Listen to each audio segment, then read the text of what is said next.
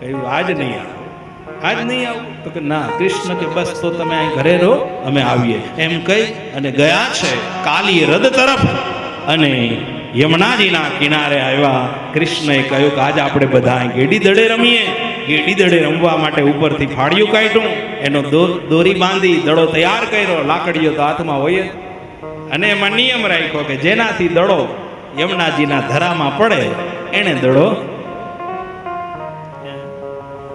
કૃષ્ણથી જ ગયો.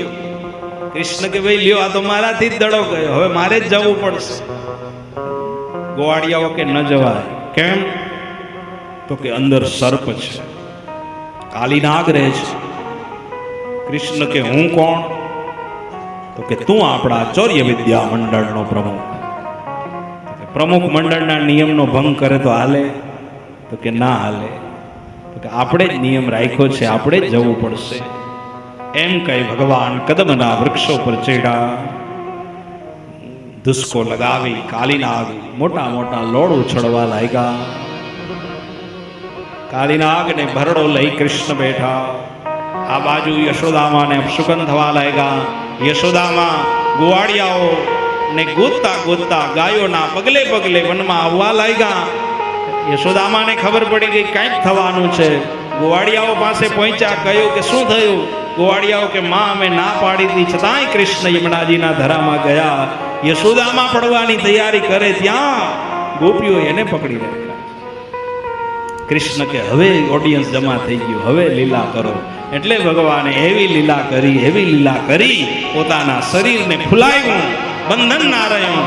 કાલીનાગના મસ્તક ઉપર સવાર થઈ ભગવાન નાચવા લાગ્યા છે.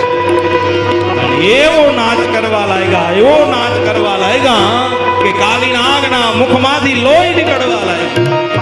નવ મસ્તક ઉપર એવો પદપ્રહાર કરીને એને ઝુકાવવા લાગ્યા. અને આકાશના દેવતાઓ બધા જોઈ રહ્યા છે, ગોપીઓ જોઈ રહી છે. આજે આ શું થયું? એક નાનું બાળક કાલીનાગ ઉપર નાચતું હશે, કેવું લાગતું હશે? એવું નાચ. લોહી બધું નીકળવા લાગ્યું. વિષયનું વિષ બની રક્ત બની નીકળવા લાગ્યું. અને ભગવાન જ્યાં કાલીનાગને મારવા જાય ત્યાં નાગપત્નીઓ આવી અને નાગપત્નીઓએ પોતાના પ્રાણ આધારની ભિક્ષા માંગી છે.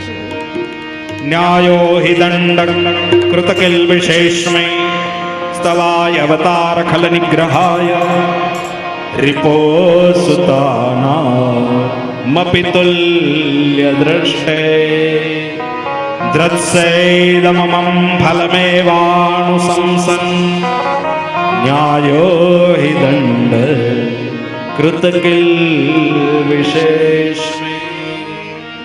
હે પ્રભુ, તમે ખાલી એને દંડ આપ્યો ને એ જ યોગ્ય છે, હવે તમે એને મારશો નહીં, એમ નાગપત્નીઓ કહેવા લાગી.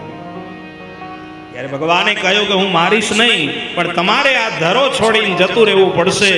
ત્યારે કાલીનાગ કહેવા લાગ્યો, પ્રભુ હું ક્યાં જાઉં? મને ગરુડજીનો ભય છે. ત્યારે કૃષ્ણએ કહ્યું કે હવે તને ભય નહીં લાગે. કેમ? તો કે ગરુડે વૈષ્ણવ છે અને હવે તું પણ વૈષ્ણવ થઈ ગયો, એટલે હવે તને વૈષ્ણવોની બીક નહીં રહે. હવે કારણ કે હું તારા ઉપર નાચ્યો જ નથી, તને દીક્ષા પણ આપી. જો નાગ ફેણ કરે ને એટલે એના મસ્તક ઉપર યુ આકાર દેખાય. એ યુ આકાર તિલકનો આકાર છે ને, કૃષ્ણ પદ ચિહ્નની નિશાની છે. એના ચરણાર બિંદની આ નિશાની છે. એના મસ્તકમાં પધરાયેલા છે. પછી તો કાલીનાગ ધરો છોડી રમણ દ્વીપમાં ગયો અને આ બાજુ ભગવાન ભારો લઈ કમળનો બહાર આવ્યા. ત્યાં તો ગોપીઓ કહેવા લાગી, હે કનૈયા, તને કાલીનાગની અસર ન થઈ?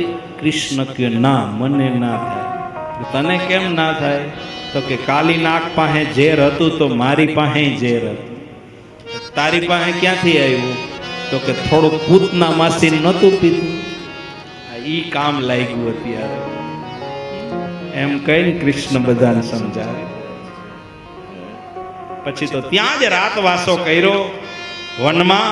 અને ઈ સમયે વનમાં દાવાગ્નિ લાગે છે અને દાવાગ્નિનું પૈપાણ ભગવાન કૃષ્ણ કરે છે. સંસારમાં જ્યારે અગ્નિ લાગે ને ત્યારે ઠાકોરજીના ચરણોમાં આવી આંખો બંધ કરીને સ્થિર થઈ જવું, ત્યારે ભગવાન ખુદ પોતે અગ્નિનું પાન કરી જાય છે.